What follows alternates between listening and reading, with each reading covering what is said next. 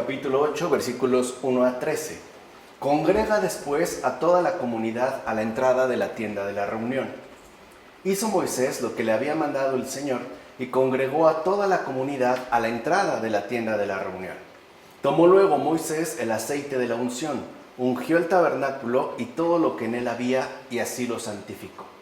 Luego hizo con él 7 aspersiones sobre el altar y ungió el altar con todos sus utensilios, la pila y su base, para santificarlos. Entonces derramó aceite de la unción sobre la cabeza de Aarón, ungiéndolo así para consagrarlo. Bueno, la iglesia es la que congrega a todos, ya que, como habíamos insistido en algunas ocasiones, para los padres de la iglesia, en efecto, la iglesia es la verdadera tienda de la reunión y por ende sería la verdadera sede de la congregación. De hecho, hay que notar, por ejemplo, que el término convoca, que es el que se mencionó en estos versículos, sale o aparece en las Escrituras por primera vez ahora. O sea, solo en estos versículos es cuando aparecerá por primera vez este término de convoca. O sea que la iglesia es la única que ciertamente convoca a los fieles para que reciban al Señor. Es la gran convocatoria abierta para todos los fieles, para todos aquellos que en efecto buscan y quieren recibir al Señor. La iglesia, por tanto, es la reunión de los que han sido convocados por Dios, como afirma Cirilo de Jerusalén en las catequesis. Entonces ya se empieza a perfilar, digamos, esta significación propia de la iglesia en cuanto tal, en términos de reunión de todos aquellos que han sido convocados por Dios.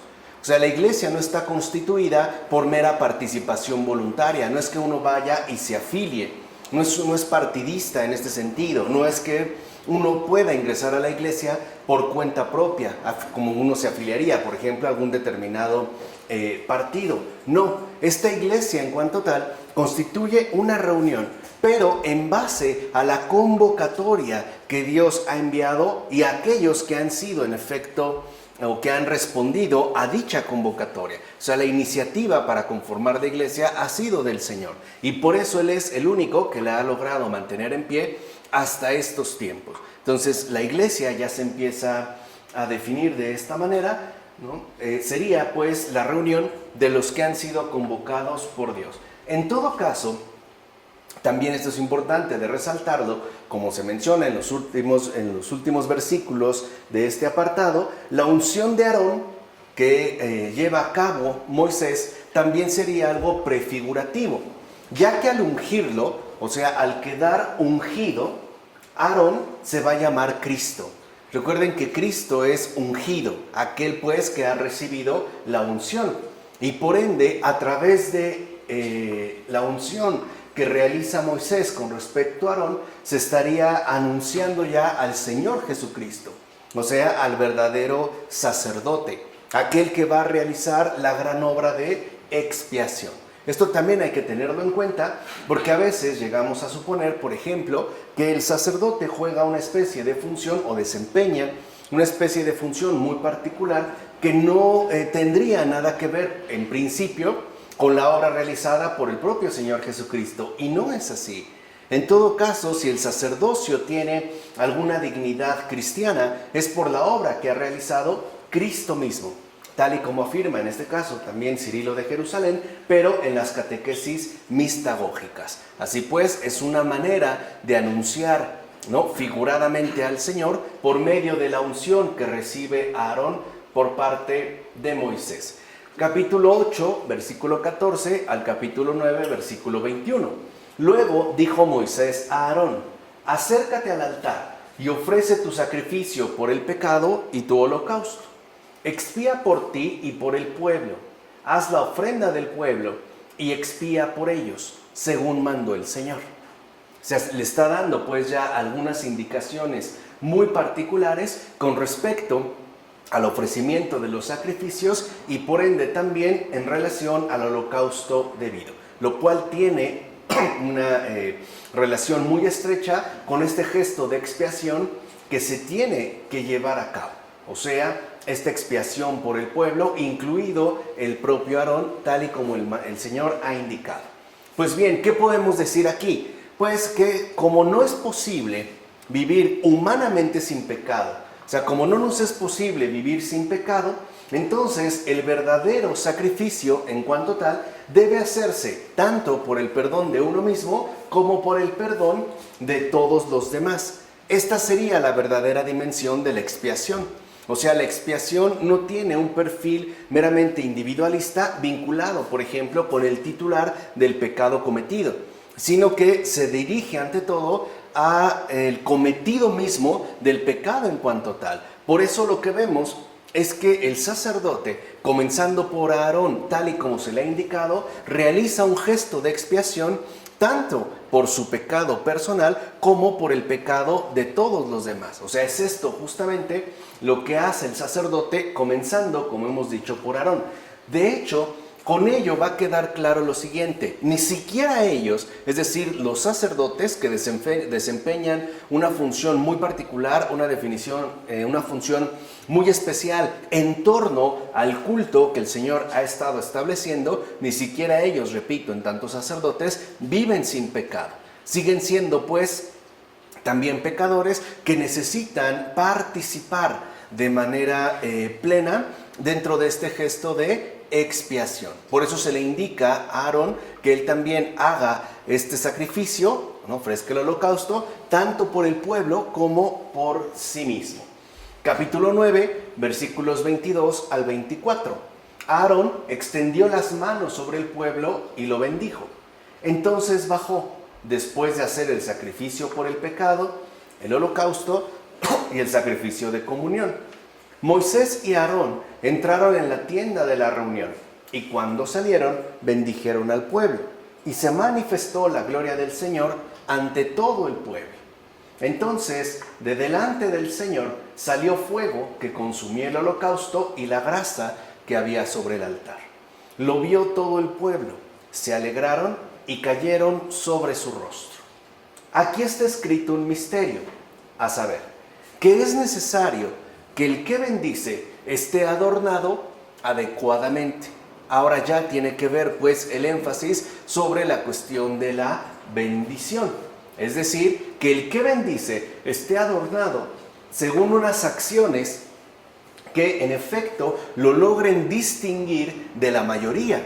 O sea, tiene que llevar una vida destacada. En este caso, evidentemente comenzando por el sacerdote. Tiene que ser ejemplar en sus acciones, pues tiene que estar conformado en base a la rectitud de las virtudes. Por eso Aarón levanta las manos cuando va a bendecir al pueblo. Así pues, si uno, por ejemplo, entonces tuviera las manos dirigidas hacia las cosas terrenales, es porque no quiere bendecir a nadie. O sea, la bendición no es más que un señalamiento de todo aquello que viene de lo alto y que Dios quiere que reciba, en este caso la gente, por medio del sacerdote. Por eso se da el gesto de levantar las manos. Nadie haría una bendición con las manos dirigidas, por ejemplo, hacia abajo o hacia el suelo. Evidentemente porque, como afirma Orígenes en los fragmentos sobre el Evangelio de Lucas, en este caso no se tendría este gesto de bendición. Así pasamos ya al capítulo 10, versículos 1 a 3. Nadab y Abihú, hijos de Aarón, tomaron sus badiles, pusieron en ellos fuego e incienso y ofrecieron ante el Señor un fuego profano que no se les había mandado. Entonces, de la presencia del Señor salió un fuego que los devoró y murieron delante del Señor. ¿Qué pasó con los hijos de Aarón? Pues sucedió que ambos profanaron el altar del fuego por medio de hacer algo que de hecho no se les había indicado. O sea, aquí también va a jugar un papel muy importante la cuestión de la obediencia. Con esto se va a dejar en claro lo siguiente. O sea, se va a dejar en claro que Dios mismo rechaza la supuesta autoridad humana, como afirma Cipriano sobre la unidad de la Iglesia. O sea, no se trata de que nosotros queramos adjudicarnos alguna autoridad que en principio no nos corresponde para hacer cosas, por ejemplo, que no nos han solicitado. O sea, la obediencia es un seguimiento fiel al Señor, de tal manera que las acciones realizadas y en particular en torno al ámbito del culto no sean meras imposiciones humanamente establecidas, sino respuestas de obediencia a lo que el Señor ha ido mencionando. Por ejemplo, en este caso, a través de Moisés. Y evidentemente, a través de Moisés, también por medio de Aarón. O sea, se deja claro, pues, con el exterminio de sus hijos, que no se trata de imponerle a Dios aspectos que quizá nosotros decidimos llevar a cabo.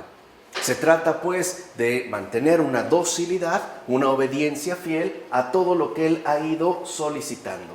Además, este castigo aplica también a los sacrificios falsos. O sea, este castigo también tendría que ver con los falsos sacrificios, es decir, a los que aplican agua profana en el bautismo falso. En efecto, la justicia divina castiga el que los herejes obren contra la iglesia lo que solo la iglesia, por mandato del Señor, puede practicar. Por ejemplo, en una de sus cartas de Cipriano, ¿no?, también considera que este castigo padecido tiene que ver con aquellos herejes que realizan actos y gestos, incluso también litúrgicos, sin que el Señor mismo se los haya pedido. Más bien lo quieren hacer por cuenta propia, apelando a una autoridad meramente humana. Por eso también remitiría a la cuestión del castigo. O sea, en síntesis, Dios reprueba la situación de este nuestro miserable tiempo, en el que no pocos usurpadores de la función de los sacerdotes y doctores prefieren el fuego encendido de sus propias pasiones al fuego del amor divino. Ahí está, digamos, esta sustitución. Hay quienes están encendidos, pero por el fuego que trae consigo el ardor de sus pasiones. Y entonces se dejarían llevar, por ejemplo, ¿no?, por sus impulsos ciertamente intempestivos y cargados de un determinado ardor. Pero son los frutos los que darán a conocer de dónde venía ese respectivo ímpetu. Por ejemplo, en este caso, Lutero. Una cosa es estar encendido por el fuego del amor divino y por ende ser obediente y dócil a sus indicaciones, y otra cosa es sustituir este fuego por el incendio generado en base a las propias pasiones, aun cuando se den bajo pretexto de misericordia o bajo un pretexto de corrección, sea del tipo que sea. Por eso serán castigados con el fuego divino al cual ellos mismos serán expuestos. O sea, habrá pues una exposición con respecto a la verdad y por ende también al fuego divino. Y ahí es donde se pondrá al descubierto en qué medida nosotros estamos o no purificados de nuestras respectivas pasiones, de nuestro respectivo posicionamiento, ¿no?, en nosotros mismos. De hecho, su condenación perpetua está figurada en la muerte temporal de los hijos de Aarón, como afirma Beda en Sobre el Tabernáculo. O sea, esta muerte temporal apelaría, de acuerdo a lo que menciona Beda, con una intuición bastante fina, a un castigo imperecedero, o sea, una condenación perpetua por haber realizado algo ciertamente indebido. Entonces, repito, no se trata de que nosotros, basados supuestamente en el celo, queramos realizar cosas que en principio no nos han sido indicadas. Aquí podríamos mencionar el contraste quizá con Santa Catalina de Siena.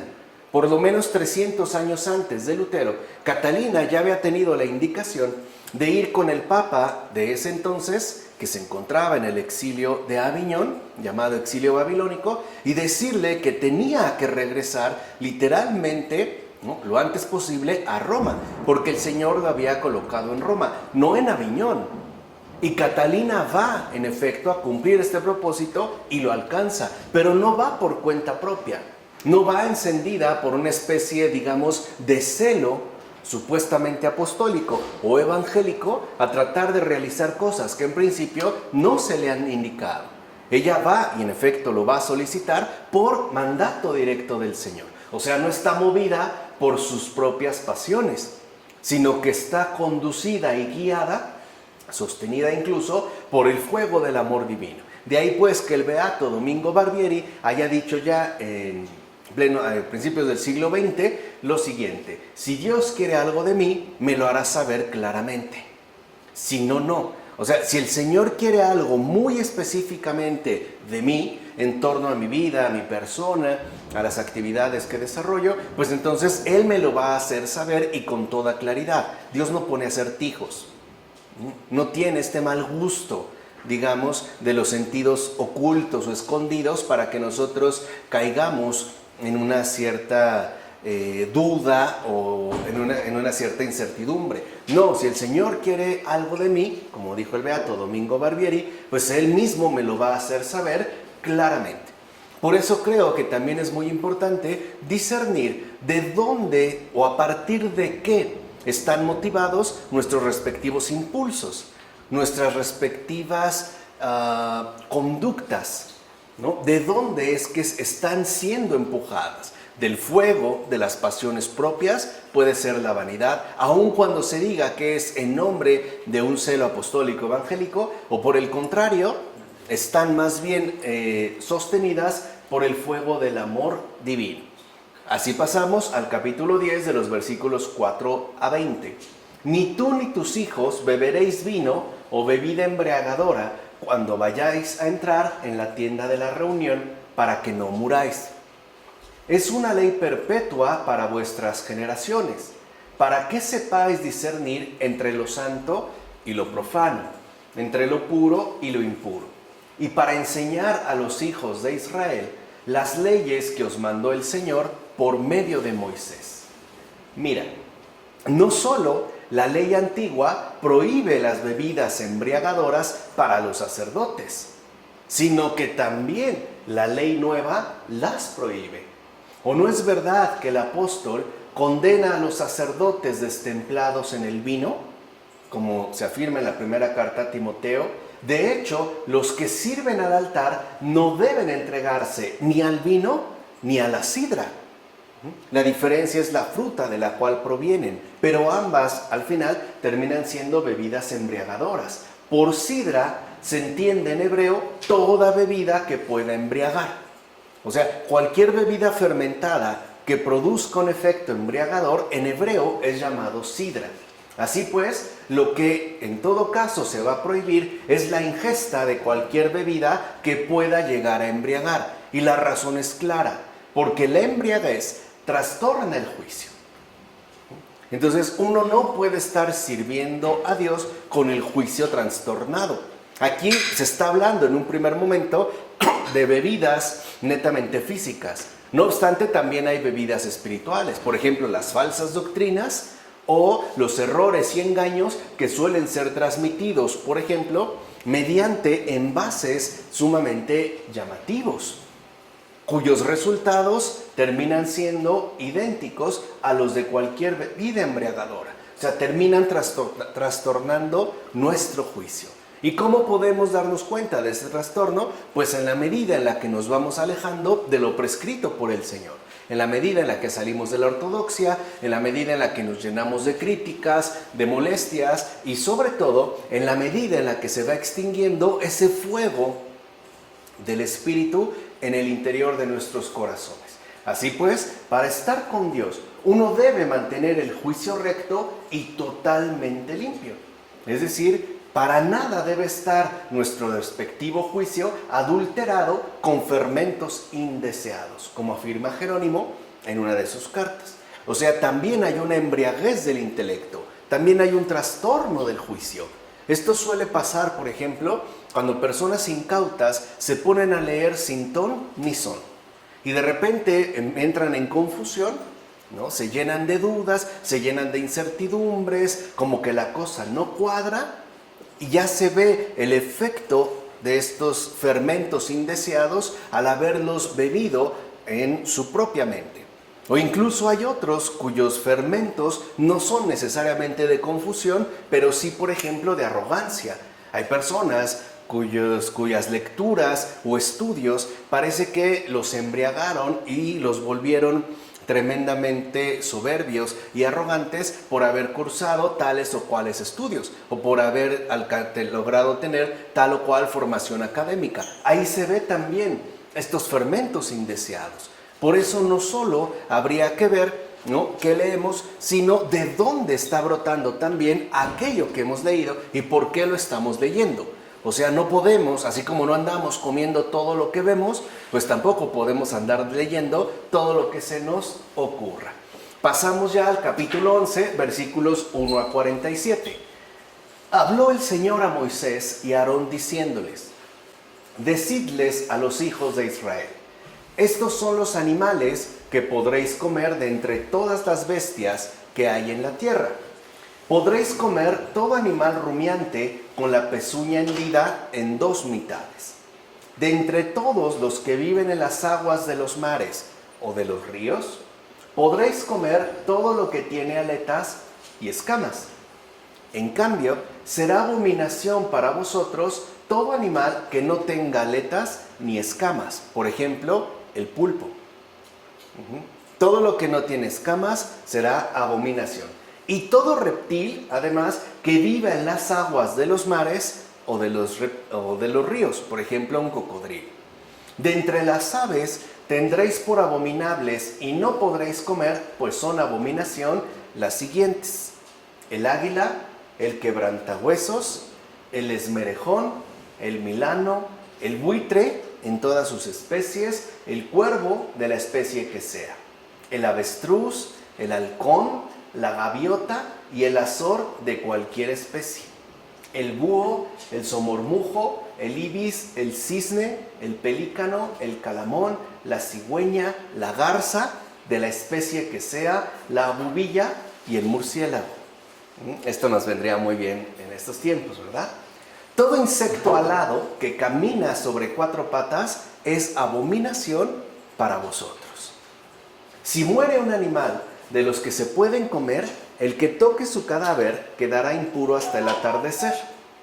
Si alguno come de ese cadáver, purificará sus vestidos y quedará impuro hasta el atardecer. También el que lleve ese cadáver purificará sus vestidos y quedará impuro hasta el atardecer. Porque yo soy el Señor, vuestro Dios. Santificaos y sed santos, porque yo soy santo. Entonces, no solo se da esta exigencia de santidad, sino que también se nos está indicando cómo llegar a ella.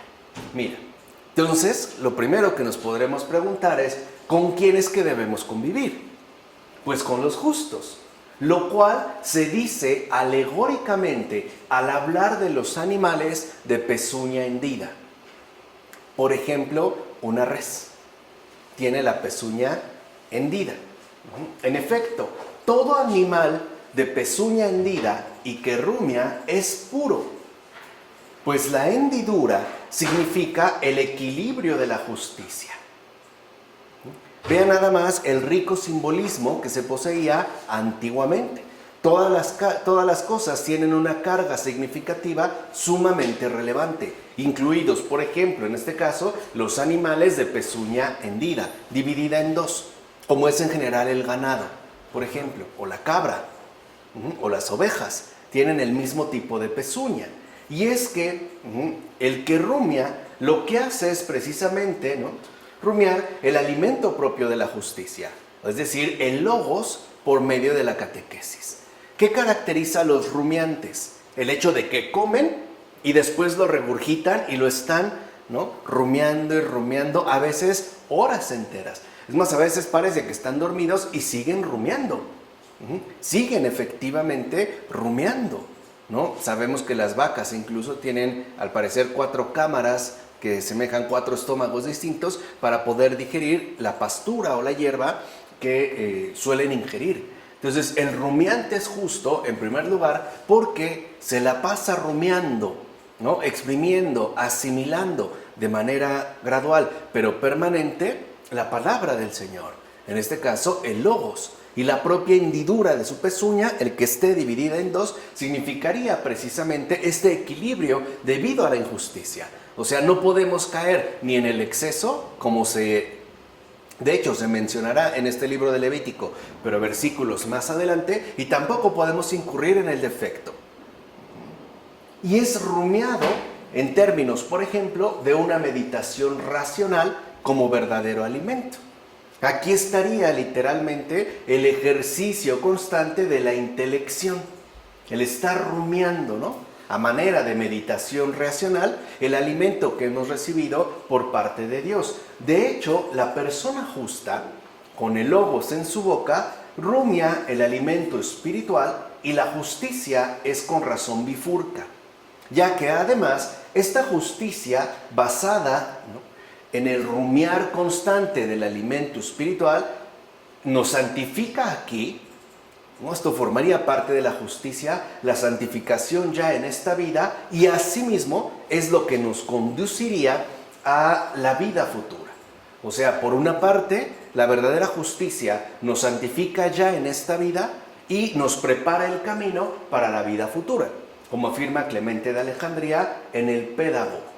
Así pues, la justicia consiste en conservar el dulce fruto en la boca, entiéndase la palabra de Dios, y rumiarlo sin cesar en tanto ley de Dios como un ser puro.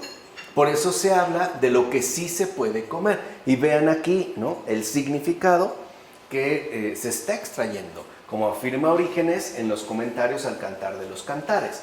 Con esto se demuestra que solo se pueden incorporar espiritualmente a la iglesia de Dios quienes demuestran ser rumiantes.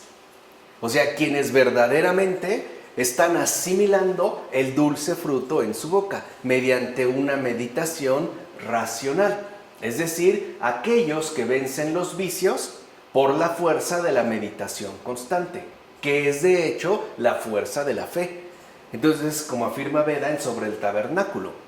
Y esto es muy importante porque a veces pensamos que la fe, en efecto, es una fuerza, hoy la vemos quizá más en términos de fortaleza, pero que se mantiene por sí sola. Y no es verdad. O sea, la fuerza de la fe proviene de la meditación constante, del estar rumiando la palabra de Dios que nos alimenta día con día. Puede ser, por ejemplo, por medio de acudir a la celebración litúrgica, o bien por medio de nuestra oración diaria, de nuestra oración cotidiana. ¿Cuál es la palabra que estamos tratando de rumiar a lo largo de todo el día? ¿Qué es aquello, pues, que estamos tratando nosotros de sacarle provecho? ¿Qué es lo que nos acompaña? ¿Qué es lo que tenemos presente? ¿Qué es lo que está, ¿no?, ejercitando nuestro intelecto por medio de la meditación racional? Es esta la base de una adecuada fuerza de la fe. Bueno, además debe considerarse el significado de las comidas prohibidas. O sea, también tiene su razón. En efecto, se dice que son puros los peces con escamas, lo mismo que se reconoce una persona justa al llevar incorporadas buenas costumbres. Vean cómo tiene que ver también con nuestra dimensión humanamente moral. Por eso se asemejan, ¿no?, se establece pues la analogía entre las escamas que acompañan y adornan a un pez con las buenas costumbres que asimismo han sido incorporadas a una vida justa. En cambio, los que no tienen escamas son impuros, ya que carecen de buenas costumbres y por eso son tanto inconstantes como hipócritas. Que es justo entonces lo que se está prohibiendo, tanto la inconstancia como la hipocresía, la ausencia pues de buenas costumbres, de escamas. Así pues, ¿por qué se prohíbe comer cerdo? Porque con ello se prohíbe sin duda la vida inmunda, es decir, aquella vida sucia que ciertamente se regocija en la porquería de los vicios. Tiene también entonces un sentido moral. Un cerdo se traga lo que sea, lo que sea. Y parece que mientras más sucio esté el chiquero en el que se encuentra, mejor está. Esta es, digamos, como la imagen que se nos invita a rechazar. O sea, la vida sucia en todo su conjunto. El hecho de sentirnos o llegar a sentirnos incluso ciertamente regocijados en la porquería de los vicios en las que nos encontramos hundidos. Ahora, ¿y la liebre? ¿Por qué también se prohibiría, por ejemplo, comer la liebre? Porque con esto se prohíbe la inconstancia en el bien y por ende la celeridad asumida al ir en busca de lo ilícito. Si algo tienen las liebres, los conejos, es que son muy rápidos. Bueno, para este padre de la iglesia es claro que al prohibirse la liebre, lo que se nos está prohibiendo es esta celeridad, este apresuramiento en ir siempre en busca de lo ilícito. Hay personas que son prestas para el mal, pero muy lentas para el bien. Por ejemplo, hay personas que prácticamente no se mueven para realizar la caridad. En cambio, para la maldad no necesitan el más mínimo estímulo. Se ponen en marcha de manera apresurada, como una liebre. Ahora, ¿por qué se prohíbe comer milano, aves rapaces y águilas? Porque estos ejemplifican los saqueadores, que no se frenan ni siquiera al cometer un crimen violento. Por ejemplo, un águila, una vez que ha puesto los ojos en la presa, se va a ir sobre la presa. Ya no, digamos, lo mismo pasa con el milano y con las aves rapaces. O sea, carecerían en este caso, en sentido moral, del freno debido para una vida ordenada y por ende justa. Hay personas que en efecto son así. No se frenan ni siquiera al cometer un crimen violento. Han roto, si lo quieren ver así, todas las posibles barreras, y se van de largo. Ahora, ¿qué decir de los buitres? Pues estos son los que buscan un botín en la muerte ajena. O sea, hay personas que buscan obtener algo a costa de que otros mueran. El narcotráfico es un claro ejemplo. El negocio de las armas es otro. El gran mercado negro de las farmacéuticas es el gran buitre de estos tiempos. Es, digamos, el cóndor, ¿no? Por su dimensión tan grande de estos. ¿Qué es lo que buscan? Enriquecerse a costa de la muerte ajena, a costa de que mueran los demás. Por eso se prohíbe también comer, por ejemplo, buitre. ¿Y qué pasa con el cuervo? Con este animal se hace referencia a las personas de intenciones inmorales y sombrías. Y eso hasta la fecha. Al cuervo se le asocia una presencia inquietante, una cierta presencia sombría, algo que encaja muy bien, por ejemplo, con la atmósfera de terror y de miedo. No por nada, Edgar Allan Poe escribe un cuento titulado El Cuervo. Incluso en las películas, cada vez que se quiere dar un mal presagio, aparece un cuervo o vuela un cuervo. Bueno, por eso se prohíbe el cuervo. Ahora bien, cuando se prohíbe comer avestruz, lo que se desaprueba es la intemperancia. Y cuando se condena la lechuza, el búho, se reprueba a todos los que odian la luz de la verdad. Por ejemplo, el búho está activo de noche. En el día, Lo mismo pasa con la lechuza. Y cuando se prohíbe el cisne, es porque se amonesta a los orgullosos y vanidosos. O sea, vean cómo se está ejemplificando a partir de los animales las cosas indebidas que debemos evitar a toda costa y que no podemos ingerir, porque ya la habíamos visto anteriormente, terminan generando trastornos. En fin, cuando se prohíbe comer murciélago es porque se desaprueba a los que buscan las tinieblas de la noche, que no son otra cosa sino errores ocultos. Hay quienes eso buscan. Como murciélagos, los errores ocultos, pero a partir de las tinieblas de la noche. Así pues, estas y otras cosas por el estilo es lo que prohíbe la ley, como afirma Novaciano en Sobre los alimentos judíos. O sea, no es una cuestión meramente kosher, en base a la preparación de los alimentos. Tiene una significación mucho mayor. Ahora bien, con razón se prohibió al pueblo de Dios el comer peces que carecieran de aletas, ya que los peces que sí poseen aletas y escamas suelen saltar fuera del agua. Un pez, por ejemplo, sin aletas no tiene la posibilidad de dar estos saltos. ¿Quiénes, pues, están representados por tales animales, sino las almas provistas de virtudes que en efecto saben dar saltos fuera de este mundo según su afición a las cosas celestiales? Como afirma Gregorio Magno en las homilías sobre los evangelios. Quiere decir que un alma humana que no posee aletas es porque no tiene la capacidad de dar saltos fuera de este mundo, ya que se encuentra bien aferrado a esta dimensión terrenal. O sea, se ha perdido, si lo quieren ver así, la afición a las cosas celestiales y prefiere irse en lo profundo. Por ejemplo, un pulpo. Sabemos que no es un pez, es un molusco, pero se arrastra, ¿no? Y se extiende. No tiene la capacidad, por ejemplo, de saltar fuera del agua como si lo haría incluso una ballena, que debido incluso a su gran tamaño no tiene dificultad por la enormidad de sus propias aletas. Por otra parte, a través de la prohibición de todo tipo de aves rapaces, se nos advierte que no nos acerquemos a todos aquellos que se ganan la vida por medio de la rapiña. Por eso se prohíben las aves rapaces. O sea, si yo ya sé que una persona se está enriqueciendo o se ha enriquecido de manera ilícita, no me puedo acercar a él. Lo tengo prohibido. No puedo pactar, porque yo me vuelvo reo del mismo crimen. O sea, si yo me voy a tener que enriquecer también, pues esa persona va a requerir más rapiña, más ingreso, por lo tanto más injusticia, más violencia, más sufrimiento.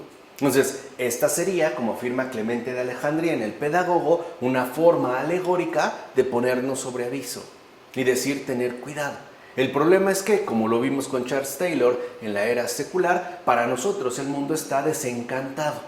No tiene ningún tipo de carga simbólica. Parece que no carece, pues, de significación. Como si fuera un mundo mudo que no tendría absolutamente nada que decirnos, cuando en la antigüedad no es así. Vean, por ejemplo, todo lo que han encontrado y todo, incluso también lo que se puede mencionar. Por ejemplo, San Juan de Kronstadt decía que el pensamiento es como una araña. Una araña que teje su propia telaraña sin darse cuenta que al final ella misma queda atrapada en esa trampa puesta. Hoy para nosotros estos significados se han perdido de vista, pero no significa que no existan o que no tengamos que resignificar, no en base a la invención, sino vía contemplación, la realidad de nuestro mundo. ¿O acaso es verdad que solo debemos revolcarnos sobre el fango para engordar y así estar listos para la matanza y la perdición? ¿Acaso somos cerdos? Como afirma Clemente de Alejandría en los Estrómatas, no. Ya que se nos indica más bien sed santos, como el Señor es santo. O sea, no estamos llamados a ser bestias, sino santos, porque el Señor es santo. Por eso los apóstoles lo dejaron todo y siguieron al Salvador. Lo dejaron todo. De hecho, ofreciéndose a sí mismos, dejaron todo lo que tenían. Ni siquiera en términos materiales, sino incluso en términos personales. Ya no disponían, por ejemplo, de tiempo propio. Ya no tenían vida propia. Iban con Jesús a todos lados, lo acompañaban, hacían, iban, venían. O sea, ya no son dueños de nada, ni siquiera de su propia vida.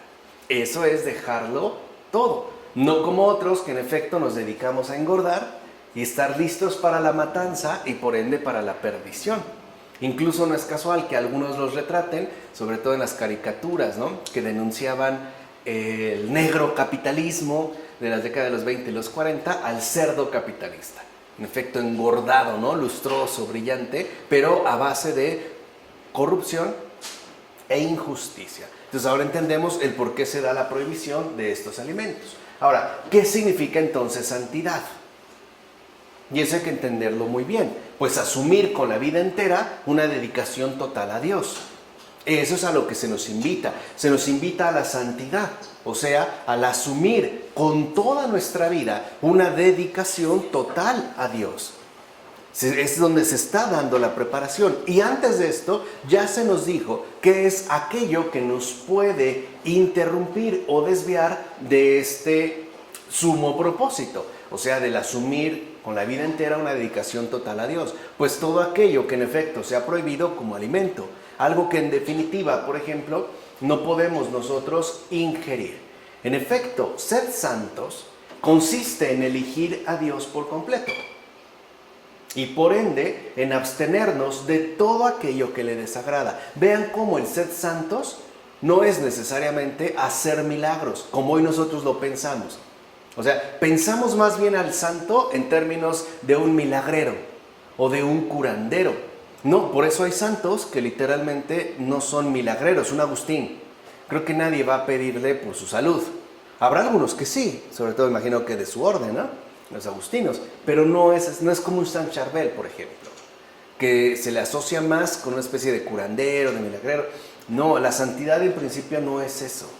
O sea, ser santos consiste en elegir a Dios por completo, en preferirlo a Él por encima de todas las cosas. Y es esto lo que nos permite, a su vez, abstenernos de todo aquello que le desagrada. Este es pues el mensaje central con respecto a la prohibición de alimentos en la antigua ley. O sea, no es una receta dada por un nutriólogo, no es una dieta para mantener equilibrada nuestra salud corporal. No, si se prohíben los alimentos es porque se está justamente invitando al ser santos. El ser santos en base a elegir a Dios por completo y por tanto en el hecho mismo de abstenernos de todo aquello que se le desagrada. Este es, pues, repito, el mensaje central con respecto a la prohibición de alimentos en la antigua ley. En otras palabras, debemos hacer lo que Él dice y amar por tanto lo que Él mismo hace. O sea, porque eso no es algo que solo nos está imponiendo, es algo que Él también hace. ¿O no acaso Dios se abstiene de cualquier cosa ilícita? ¿Acaso Dios fomenta la rapiña? ¿Acaso es rapaz? ¿Es corrupto? ¿Es injusto? ¿Es malo? ¿Es presuroso en hacer daño? ¿En ofender? No. Entonces no solo hacemos lo que dice, sino que también amamos lo que Él hace. Y cuando parezca que es difícil hacer lo que nos manda, entonces debemos acudir al que manda, precisamente para que de Él venga la ayuda que necesitamos. Él está ahí también para socorrernos. Sabe Dios perfectamente bien que hay cosas que nos pueden resultar ciertamente difíciles de realizar, pero aún así contamos con su ayuda en estas circunstancias. En síntesis, lo que nos está diciendo el Señor a través de la prohibición de los alimentos, pues es que Él es nuestra comida y nuestra bebida. O sea, Él es nuestro entero alimento y participación, como afirma León Magno en el sermón. Cuando nosotros no tenemos como total alimento a Dios, cuando nosotros no tenemos como absoluta bebida a Dios, empezamos a ingerir otro tipo de cosas que nos empiezan a hacer daño. Algunos de manera más inmediata, otros con más aplazamiento. Pero el daño se empieza a realizar, el trastorno del juicio, la incorrección en las costumbres, ¿no? Empezamos a ser inconstantes, nos empezamos a volver vanidosos, orgullosos, porque no estamos rumiando su propia palabra y por ende no estamos nosotros creciendo y fortaleciéndonos en base a su misma presencia. A final de cuentas, la palabra agios, santo, agios es en griego, es como se traduce la palabra santo, en griego es agios, ¿no? Por lo menos en esta lengua se interpreta como sin tierra. Por eso, si somos habitantes más bien del cielo, no será impropio la atribución de este nombre, como afirma Cesáreo de Arles en los sermones. O sea, el agios es aquel que ya no tiene familiaridad con este mundo, aquel que ha erradicado de su propia vida cualquier signo o muestra de mundanidad. ¿Por qué? Porque se ha vuelto aficionado a las cosas del cielo. Y por eso es que ha optado por elegir a Dios y no por tragarse todo aquello que este mundo le ofrece y que en efecto nos termina intoxicando, sea de la manera que sea. Esto es muy característico del mundo moderno. Sus avances, sus logros, sus progresos nos dan ciertas ventajas, pero nunca sin desventajas también. No sé, un ejemplo muy simple. El uso intensivo del horno de microondas. ¿Tiene ventajas? Sí. Por ejemplo, podemos calentar la comida de manera muchísimo más rápida que si lo hiciéramos en el fuego convencional, por ejemplo en una estufa de gas. Pero ya se nos ha dicho que el uso intensivo del horno de microondas es causante, incluso bastante marcado, de cáncer, por ejemplo. Por eso la leche, para los bebés muy pequeños, te prohíben calentarla en microondas. O sea, tiene una ventaja, sí, pero al mismo tiempo tiene muchísimas desventajas. No nos pueden decir que comamos a lo mejor alimentos light. Y ok, nos puede dar algunas ventajas, pero también tiene severas desventajas, porque terminaría perjudicando algún otro órgano de nuestro cuerpo, incluso nuestro propio sistema digestivo, por no hablar ya de nuestra salud en general. Entonces, esto es muy particular, repito, del mundo moderno, ¿no? Del mundo actual, que obtiene algo con una ventaja, pero después, sin darnos cuenta, sin haber pensado en las consecuencias, las empezamos a padecer. O sea, nos interesa la ventaja inmediata, pero ya no tenemos ni la paciencia ni la capacidad para pensar y qué consecuencias es que de ahí se van a obtener. Bien, así llegamos al capítulo 12, versículos 1 a 8. Habló el Señor a Moisés diciendo: habla a los hijos de Israel y diles: cuando una mujer conciba y dé a luz un varón, quedará impura 7 días. Será impura igual que durante los días de su menstruación. Al 8º día le será circuncidada al niño la carne de su prepucio. Cuando se hayan cumplido los días de su purificación, sea por un hijo o por una hija, llevará el sacerdote a la entrada de la tienda de la reunión un cordero de 1 año como holocausto y un pichón o una tórtola como sacrificio por el pecado. El sacerdote lo ofrecerá ante el Señor. Expiará por ella y quedará pura del flujo de su sangre.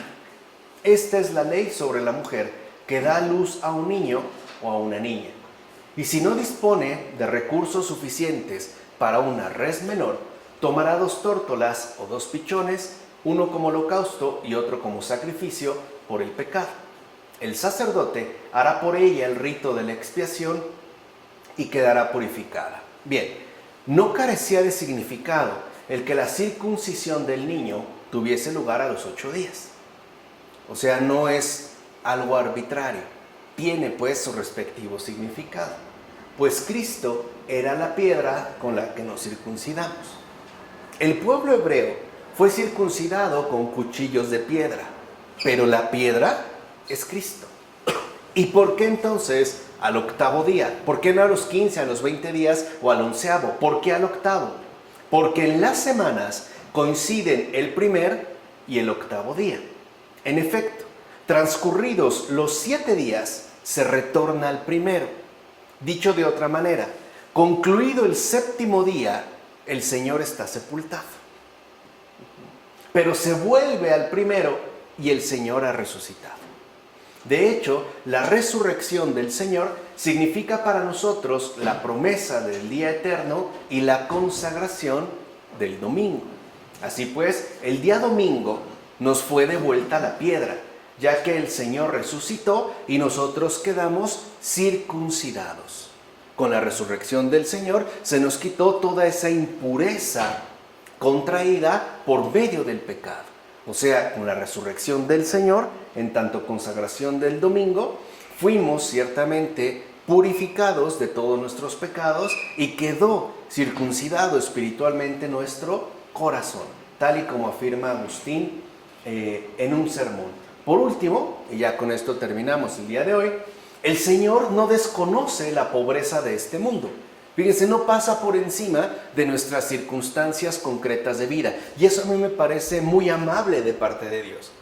O sea, me parece muy atento, muy cordial, muy bueno, ¿no? El hecho de que no pasa por alto, repito, nuestra situación concreta de vida. En efecto, ya sabemos que la ley, por ejemplo, prescribía ofrendas de cordero, pero asimismo era atenta a esta ley y consentía que se ofreciera, en caso de no ser posible, pues algo mucho menor, es decir, mucho más modesto por el hijo o la hija, porque no me van a decir que hay una gran diferencia entre un cordero, imagínense un cordero gordo y un pichoncito, la diferencia es muy marcada. Esto revela entonces que el Señor está sumamente atento a nuestra salvación, incluso en la pobreza. O sea, no hay pretexto por parte de nosotros para no aceptar la salvación que Él nos ha querido compartir a todos y cada uno de nosotros. De hecho, los que tenían recursos, pues ofrecían ganado mayor, corderos. A lo mejor había quien podía llevar un novillo. Pero las personas pobres, sobre todo las parejas pobres, que no tenían para novillo, pues podían ofrecer, dijimos, 2 pichones o 2 tórtolas. José y María fue lo que ofrecieron. Y está en el Evangelio de Lucas. O sea, cuando llegan a la purificación, llegan a la purificación del templo, ofrecen, de hecho, 2 pichones. Que esto ya nos da una idea de que José y María, San José y Santa María, Madre de Dios, eran pobres. O sea, no llegaron con un novillo, ni siquiera con un cordero. Ofrecieron lo que pudieron. Y no obstante, están en la base misma de nuestra respectiva salvación en esta tierra. Por eso lo que vemos es que la salvación no requiere de condiciones estrictamente especiales, sino de la escucha atenta y el llevar a cumplimiento lo que el Señor nos está indicando. Alguien a lo mejor no tiene verdaderamente entonces recursos. ¿Puede presentarse ante el Señor? Sí, porque todo lo pone al alcance según nuestras circunstancias muy concretas, muy específicas de vida. ¿De acuerdo? Pues vamos a dejarlo hasta aquí. Del Padre, del Hijo, del Espíritu Santo.